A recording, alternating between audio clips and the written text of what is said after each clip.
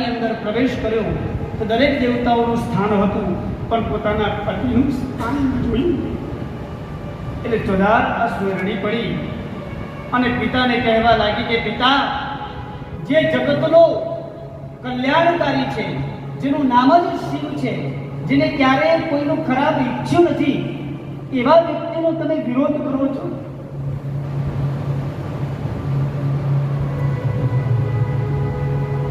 હવે હું આ મારું શરીર એમને હું નહીં બતાવું.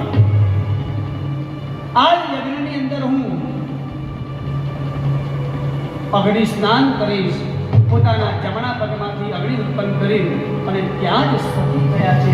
ભગવાન શંકરને ખબર પડી, ગણોને છોડ્યા છે, યજ્ઞનો વિધ્વંસ કર્યો છે. ભગવાન ત્યાં સ્વયં આવે છે,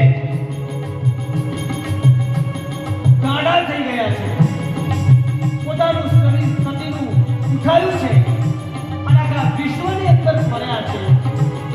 અને જ્યાં જ્યાં સતીના અંગ પડ્યા ત્યાં શક્તિપીઠો બની છે. વિષ્ણુ પુરાણની અંદર જેવું વર્ણન છે કે ભગવાન વિષ્ણુએ ભગવાન શંકરનો ક્રોધ શાંત કરવા માટે સુદર્શન ચક્ર દ્વારા સતીના કટકા કર્યા છે. અને 52 શક્તિપીઠો આજે પણ પૂજાય છે.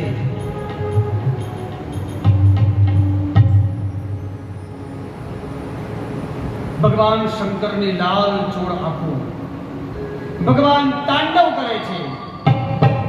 સટાપટાહ સંભ્રમં પનિ પનિ પનિર્ગરે વિલોદતિ જીવંદરી વિરાજમાન મર્દની તગત તગત તગત વદલ્લલાટ પટ્ટપાકે કિશોર તન્યસે કરે ગતિ પ્રતિક્ષણં મમ.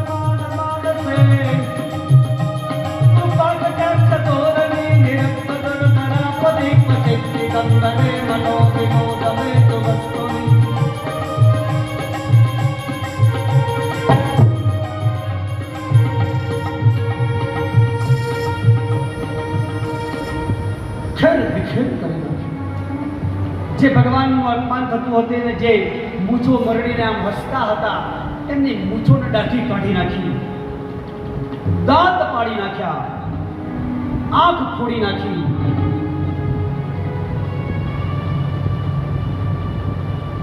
અને પછી દક્ષને ખબર પડી.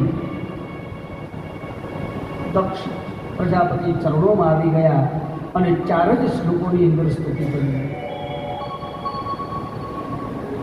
ભગવાને એનો શિરચ્છેદ કરી નાખ્યો પહેલાથી.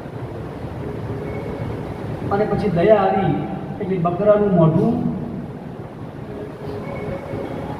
જો ભગવાને આપણને મુખ આપ્યું છે પણ જો ભગવાનના ગુણગાન ન ગઈએ તો ભગવાન આપણા મુખ કેવા કરે?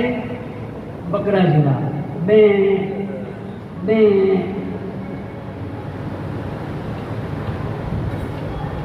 ઘણું બધું કહેવું છે પણ સમય 11:30 થઈ ગયા.